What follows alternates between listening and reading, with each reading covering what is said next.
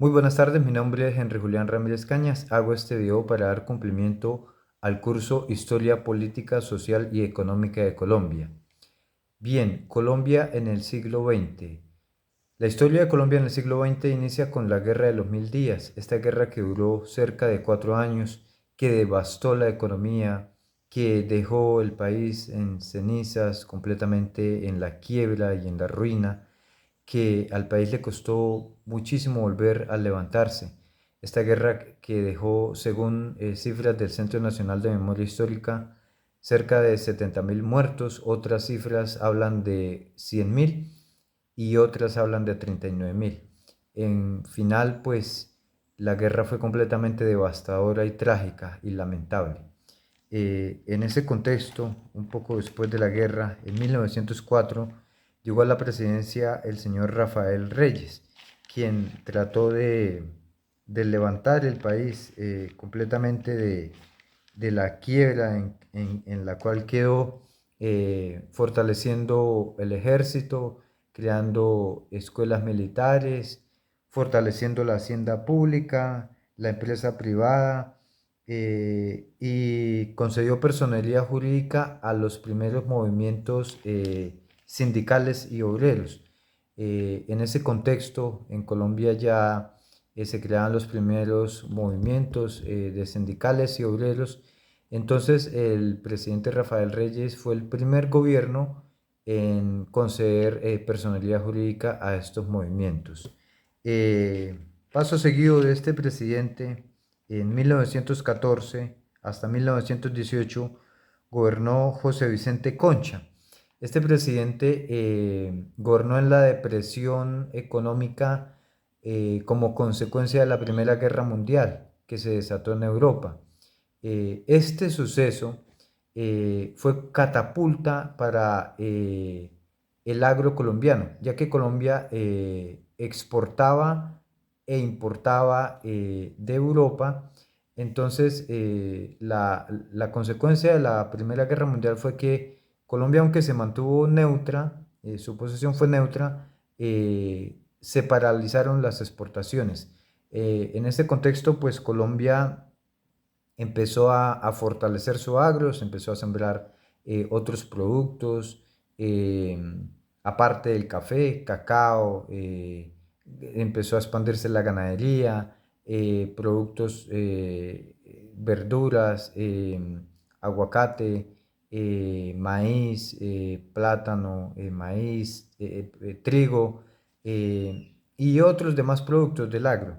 Eh, y Colombia empezó a exportar hacia los Estados Unidos. Este suceso hizo que el gobierno de los Estados Unidos pusiera sus ojos en la economía colombiana y para la década de 1920-1923 exactamente, en Colombia se empezaron a explorar los primeros pozos de petróleo por multinacionales de Estados Unidos. Eh, Además, en 1923 llegó la radio a Colombia y esto hizo que otras emisoras fueran naciendo y creciendo y que la comunicación radial se empezara a expandir en la década de 1920. Eh, Colombia para 1920, su infraestructura estaba muy atrasada aún. El presidente Pedro Ospina, quien gobernó desde 1922 a 1926, hizo grandes inversiones en la infraestructura, teniendo en cuenta que el café era el principal producto de Colombia para la época. Entonces Colombia dependía netamente de las exportaciones de café y esto pues traía rentas. Con estas rentas el presidente Pelonel Ospina invirtió en las vías férreas. Colombia estaba muy atrasada para la época en vías férreas frente a México, Perú, que tenían 40.000 kilómetros de vías férreas. Colombia solo tenía 2.000. Empezaron a invertir en alcantarillado en la ciudad de Bogotá, electricidad. eh, la prensa se empezó a volver más importante, llegaron las primeras salas de cine, la infraestructura empezó a mejorar paulatinamente en esta época de los 20. Fue una época como un poquito de renovación. aunque no del todo, pero ya se empezaba a visualizar los primeros cambios.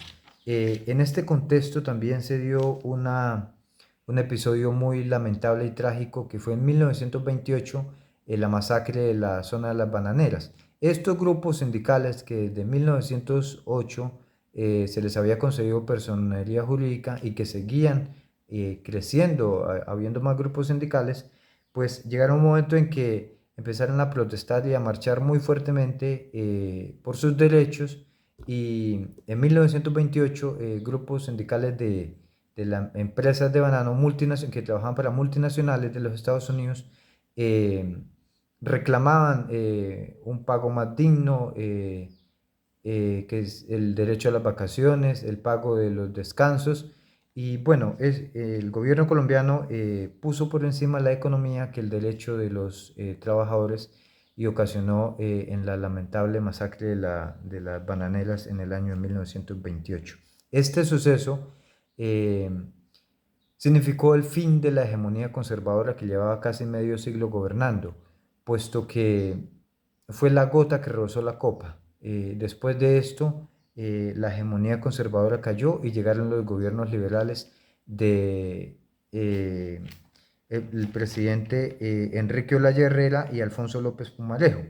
Estos gobiernos trajeron transformaciones en la parte de los derechos de la mujer, concediendo, por ejemplo, igualdad a la mujer ante el hombre en el matrimonio, permitiendo que las mujeres pudieran estudiar en la educación superior, abrieron universidades, abrieron la Escuela Normal Superior, la Universidad Nacional, decretaron que la educación fuera gratuita, eh, permitieron la libertad de culto, concedieron derechos. El país en este periodo de 10, 12 años de gobiernos liberales, el país avanzó en el tema de derechos. Eh, como el presidente Alfonso López Pumarejo fue reelegido, esto no le gustó al sector conservador y presionaron, y este renunció en el año de 1945. Eh,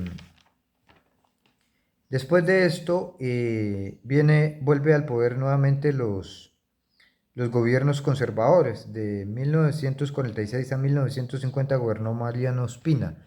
Este periodo también estuvo marcado en Colombia por, bueno, recordemos que hasta la década de los 30 Colombia fue un país que dependía netamente del agro, especialmente de las ventas de café. Para la década de los 30 la parte ganadera se empezó a expandir, y la parte del cacao. Y Colombia pues daba pequeños pasos ya en la parte petrolera y en el sector minero energético. Para ya la década de los 40, que cayó los dos gobiernos liberales, volvió al poder el poder conservador. Sucedió el magnicidio del candidato liberal Jorge Eliezer Gaitán el 9 de abril de 1948, el hecho que ha marcado sin duda alguna todo el siglo XX, el hecho más grave y que desató una ola de violencia altísima, la violencia más trágica que ha tenido Colombia. De hecho, esta época fue denominada así como la época de la violencia, y fueron 8 años de ardua violencia que dejaron cerca de 300.000 muertos en todo el territorio nacional. Esta violencia pues se desató inicialmente en Bogotá, pero se expandió por todo el país durante 8 años y fue una violencia muy cruel y muy dura. Para esa década de los 50, Colombia ya se convirtió en un país prácticamente netamente petrolero, que dependía casi del petróleo. Y bueno, en este contexto de violencia llega al poder Gustavo Rojas Pinilla. Gustavo Rojas Pinilla, un general que llegó al poder bajo un golpe de Estado, instaló una dictadura de 4 años, desde 1953 hasta 1957, y en el 57 entregó el poder a la Junta Militar. Se creó el Frente Nacional con el fin de apaciguar la violencia tan fuerte que había entre liberales y conservador, la matanza. Gustavo Rojas Pinilla creó el Frente Nacional. ¿Qué era el Frente Nacional? Eh, eh, eh, Ese proyecto donde liberales y conservadores se rotaban el gobierno para que no hubiesen diferencias, ¿no? Entonces, un periodo gobernaba liberal, un periodo conservador. Este proyecto duró 14 años, pero ¿qué ocasionó? Sí logró de alguna manera apaciguar la violencia, pero excluyó a esa tercera fuerza que nacía.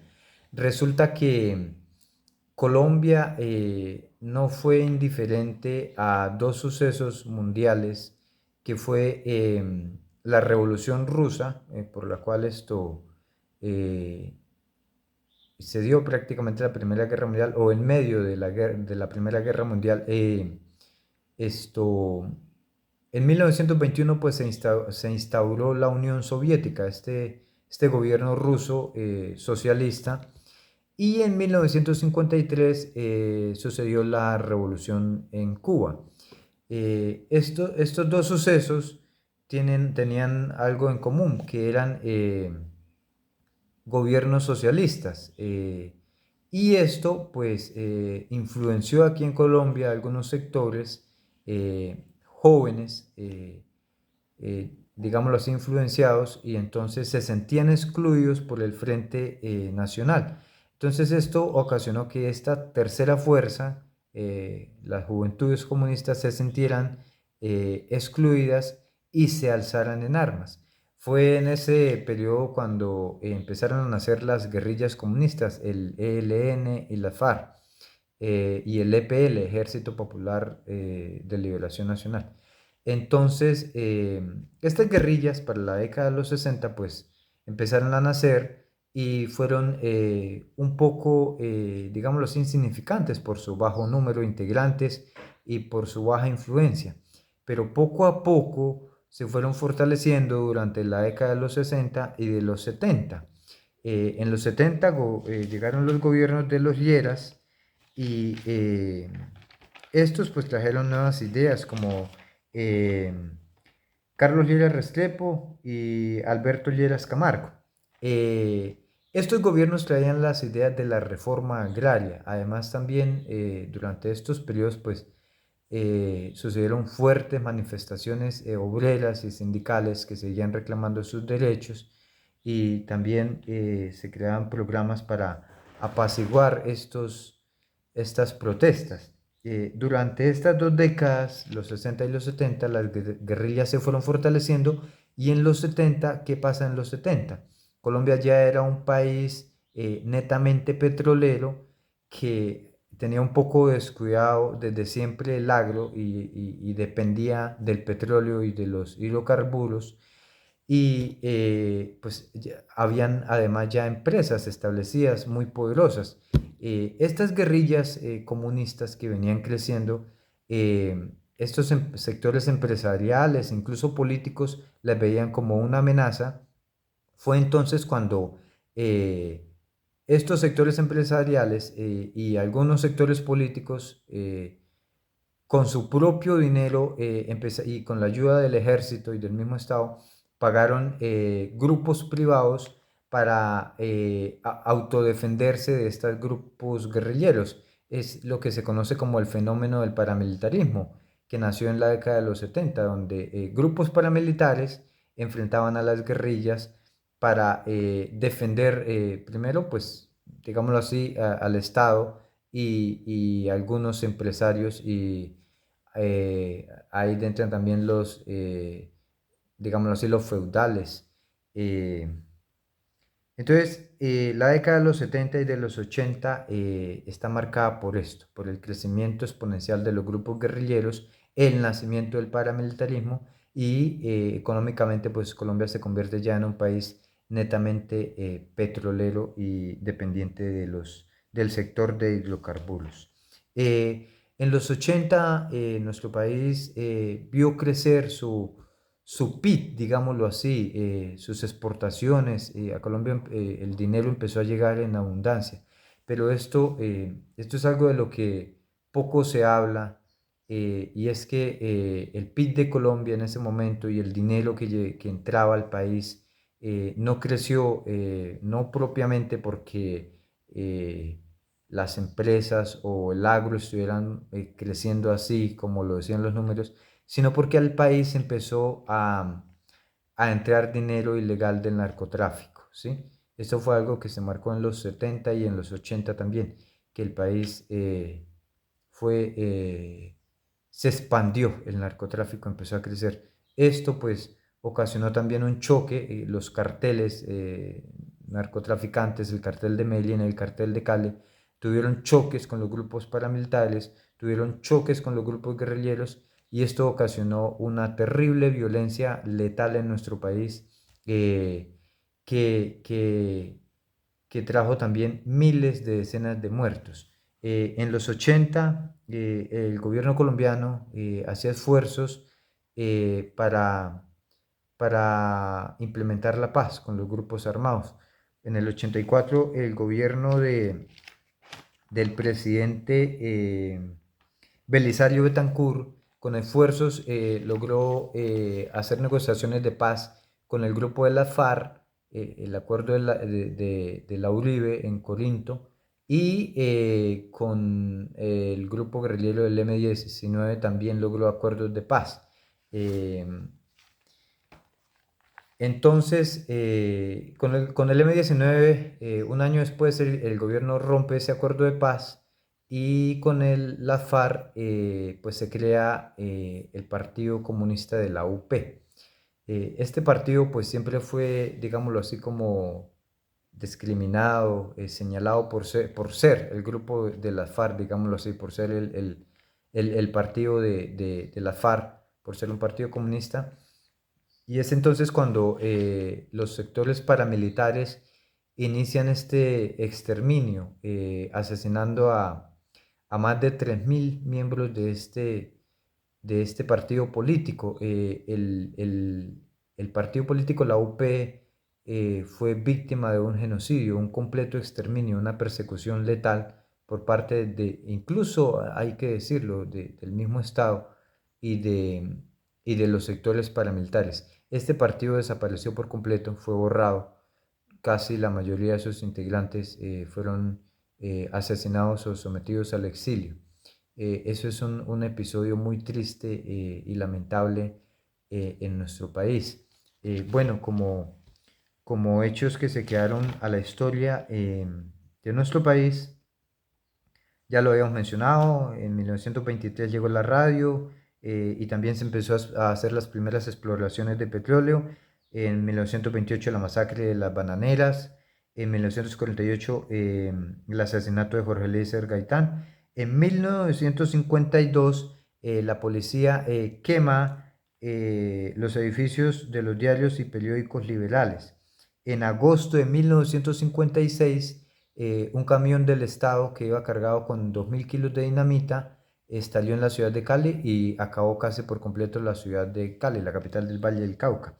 Y el 6 de noviembre de 1985, la guerrilla del M-19 se toma el Palacio de Justicia, la Corte Suprema de Justicia, por órdenes del narcotraficante Pablo Escobar. Eh, Todo este suceso de violencia después del genocidio de la UP, los carteles de Medellín y de Cali enfrentados, el narcotráfico trayendo dineros ilegales, cantidad de dineros ilegales, pues esto ocasionó una crisis nacional y en nuestro país empezó a correr la voz de que se tenía que dar una constituyente, una Asamblea Nacional Constituyente. Fue entonces cuando diferentes movimientos de jóvenes, universitarios, abogados, empezaron a pelear, a marchar, a protestar ante el gobierno por una constitución política nueva y es cuando el movimiento de la séptima papeleta logra que en las elecciones de 1990 el presidente avale, primero pues por voto, ¿no? El pueblo avale una constitución, luego el presidente sanciona y la Corte Suprema de Justicia después avala para que se dé la Asamblea Nacional Constituyente. En 1990 se instaló la Asamblea para la redacción de una nueva constitución y en 1991 se promulgó la Constitución de 1991. constitución actual, constitución que nos rige hoy, una constitución que reconoce la etnicidad, garante, que defiende a la persona, la dignidad, la vida, los derechos, una constitución que respondía a las demandas de la ciudadanía y a los problemas que está viviendo la ciudadanía colombiana. Bueno, eso sería más o menos una reseña de lo que fue la historia de Colombia durante el siglo XX. Muchas gracias.